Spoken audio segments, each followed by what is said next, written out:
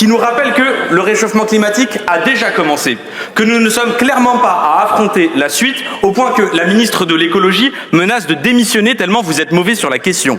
Avec un tel niveau de précarité dans la jeunesse, pour les étudiants, pour les jeunes qui n'arrivent pas à vivre avec leur SMIC, pour les jeunes qui galèrent à trouver un stage, une alternance et qui ne valideront pas leur diplôme, pour tous ces jeunes qui sont actuellement dans les listes d'attente Parcoursup, terrorisés à l'idée de se retrouver sur le carreau, ou pour tous ces jeunes au lycée qui sont épuisés par le 8h-18h, toute cette violence sociale, elle aggrave la santé mentale des jeunes. Et ces jeunes qui se sentent mal, ces jeunes qui sont harcelés, ces jeunes qui sont en dépression, ces jeunes qui sont en détresse, il leur faut minimum 4 mois et maximum 1 an pour avoir un premier rendez-vous chez un pédopsychiatre. On parle de jeunes en détresse. Il y a des lycéens qui vont faire leur rentrée des classes le 1er septembre. Et vous leur direz, oui, effectivement, tu n'as pas de professeur de mathématiques alors qu'à la fin de l'année, tu as une épreuve de baccalauréat de mathématiques. Mais ne t'inquiète pas, le gouvernement a pensé à toi. Il a interdit le téléphone portable au lycée.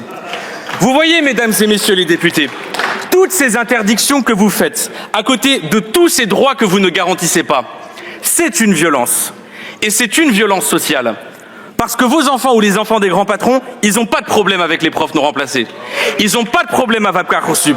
Ils n'ont pas de problème avec l'accès aux soins. Ils n'ont pas de problème pour trouver un stage ou une alternance. Votre politique, ce n'est pas seulement des interdictions. Il y a un autre fil rouge, qui est de tout faire, ou plutôt ne rien faire, afin de maintenir, reproduire, aggraver les inégalités de classe sociale dans la jeunesse. Et c'est pourquoi, chers collègues, en parlant de votre politique jeunesse, je parle de politique bourgeoise. Non seulement vous ne voulez pas régler les problèmes qui sont intrinsèques aux structures de classe de notre société, et en plus de ça, vous votez des lois qui sont inapplicables. Ces lois n'ont qu'une seule fonction, occuper l'espace politique et médiatique. Vous êtes incapable d'organiser une rentrée des classes qui ne soit pas catastrophique. Donc vous parlez d'autre chose. Il y a 2 ans, vous nous aviez déjà fait le coup. C'était l'abaya. Il n'y avait pas un professeur devant chaque classe, mais vous nous parliez de l'abaya. Et là, ce sera la même chose. Il n'y aura pas un professeur devant toutes les classes. Tous les élèves n'auront pas toutes les fournitures scolaires à cause de l'inflation. Et de quoi est-ce que l'on parlera? On parlera de l'interdiction du portable au lycée et de l'interdiction des réseaux sociaux aux moins de 15 ans. Et vous savez que ces mesures sont inapplicables. Actuellement, il y a seulement un collège sur 10 qui arrive à appliquer l'interdiction du téléphone portable. Puisque vous n'êtes pas capable de le faire au collège, pourquoi est-ce que vous seriez capable de le faire au lycée? Mais c'est pas grave, vous allez faire parler de vous. Vous allez pourrir la vie de la communauté éducative, demander au CPE, aux profs, aux surveillants, à la direction d'appliquer des consignes inapplicables. Vous placez cette jeune génération dans une contradiction qui est insurmontable. Vous leur dites, l'école, elle est numérique. Il faut que tu te connectes, il faut que tu ailles sur Pronote, il faut que tu ailles sur le NT, il faut que tu suives tes devoirs, il faut que tu suives tes notes, il faut que tu ailles sur Parcoursup, il faut que tu répondes à ton prof. Ta réussite scolaire est conditionnée à ta connexion, mais en même temps, dans ton établissement, tu dois te déconnecter. Mais vous n'êtes pas à une contradiction près dès lors qu'il s'agit de faire de la communication. Et c'est la même chose pour l'interdiction des réseaux sociaux aux moins de 15 ans, qui n'est pas applicable. Ils l'ont essayé en Australie, les 2 tiers des jeunes ont trouvé des solutions de contournement. Ou parce qu'ils prenaient la carte d'identité de leurs parents et ils réussissaient à le débloquer en se faisant passer pour leurs parents, ou sinon parce que comme tous les jeunes, ils ont vu une OP pour NordVPN et ils savent ce qu'est un VPN et donc ils arrivent à le contourner. Cette loi n'est pas une mesure pour la jeunesse, mesdames et messieurs les députés. C'est une loi qui vise à imposer à toute la population française, quel que soit son âge, une vérification d'identité pour se connecter à leurs réseaux sociaux. C'est une loi qui vise à mettre fin à l'anonymat sur Internet pour tout le monde. Et ça d'ailleurs, Madame la Ministre ne le dit pas clairement, que tous nos concitoyens vont devoir faire vérifier leur identité pour se connecter sur les réseaux sociaux. Tel que c'est écrit dans cette loi, un réseau social, ça va de la plus grosse des applications jusqu'au plus petit forum de discussion, en passant même par certains jeux vidéo. C'est une immense part d'Internet que vous allez soumettre à un contrôle d'identité. Le Conseil d'État a dit que cette interdiction générale était disproportionnée. Les sénateurs disaient que c'était inconstitutionnel. Bon, ils ont changé de position, je ne sais pas comment est-ce que vous avez acheté les sénateurs. J'ai entendu qu'il y avait des élections sénatoriales dans quelques semaines, mais les arguments des sénateurs, ils restent les mêmes. Cette loi n'est pas conforme à notre Constitution. Si demain l'Europe décide d'en faire une interprétation extrêmement large, vous ne pourrez rien faire. Parce que cette loi donne les pleins pouvoirs à la Commission européenne pour s'occuper de toute la vérification d'identité. On ne sait pas si l'application de contrôle sera publique ou privée. On ne sait pas si l'application de vérification d'identité sera française, européenne, américaine. Rien dans ce texte ne donne des garanties sur la sécurité des données ultra sensibles quand il s'agit de l'identité des Français. Et vous me permettrez de dire que de la part d'un gouvernement qui, toutes les semaines, a une fuite de données dans ses services au point de mettre en danger les données de nos concitoyens, je ne vous fais pas confiance, Madame la Ministre, pour prendre des décisions aussi lourdes. Et j'achèverai sur cela. Quand un texte aussi bancal est voté par les souverainistes en carton du Rassemblement national, qui vont donner la vérification d'identité à la Commission européenne, je m'inquiète du caractère liberticide et je dirais même du caractère fascisant d'une telle mesure. Voilà ce qu'est cette loi.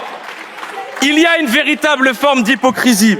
Les réseaux sociaux ne sont pas toxiques seulement pour les moins de 15 ans. Ils sont toxiques pour tout le monde. Pour les moins de 15 ans, pour les adolescents, pour les adultes, pour nos grands-parents. Le capitalisme est en mutation. Il fait naître des géants du numérique qui sont maintenant plus puissants que des États. Ils embauchent des ingénieurs, des psychologues, des communicants pour capter notre attention et nous rendre accros avec des produits algorithmiques toujours plus puissants et addictifs. Mais dans quel but ?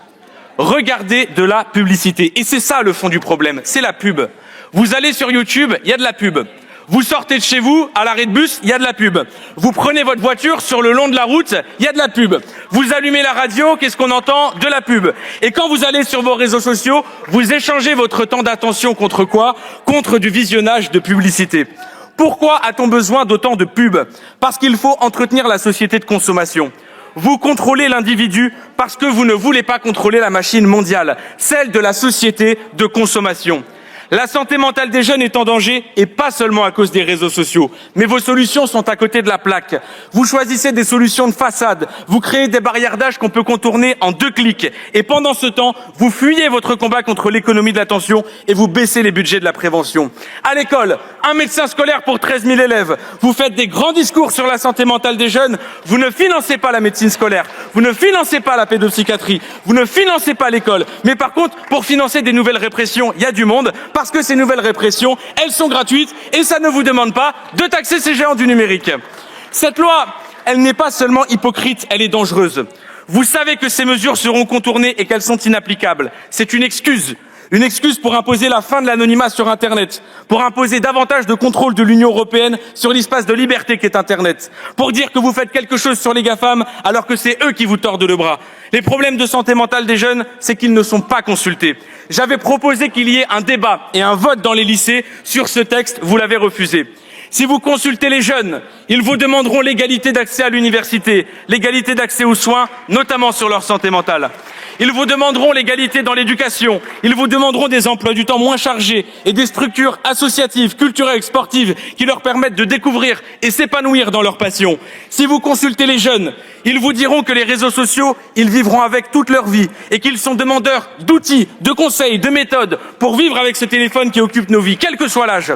Si vous consultez les jeunes, ils vous diront qu'ils n'entrevoient pas l'avenir dans le cadre de l'économie de l'attention, de la consommation, de la dictature des GAFAM. Si vous consultez les jeunes, ils vous diront qu'ils ne veulent pas l'égalité dans l'interdiction, mais l'égalité dans les droits et les libertés de chacun. Et si vous consultez les jeunes, ils vous diront d'arrêter d'instrumentaliser leur culture, que ce soit celle d'Internet, de la fête, des jeux vidéo, du football, pour justifier vos lois répressives votées avec le Rassemblement national.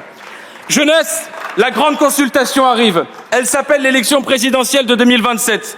Avec le bulletin de vote Jean-Luc Mélenchon, nous nous apprêtons à changer le monde et à montrer à ceux qui ont déjà abandonné qu'un autre monde est possible. Merci.